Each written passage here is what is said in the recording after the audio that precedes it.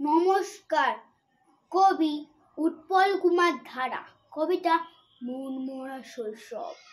আঁচল ভরা আদর দিত মার পিসিমাসি, মন খারাপের দিনকে কাবার করতো বাবার হাসি।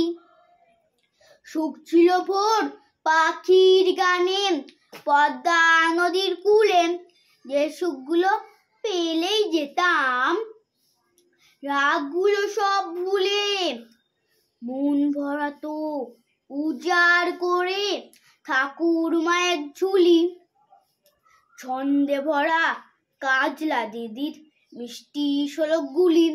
কল্পে ছড়ায় জ্যোৎস্না আলোর দুধ ছড়াতো চাঁদ, সহজ পাতের সন্দেশ সবার ভাঙতো ফুলের বাঁধ।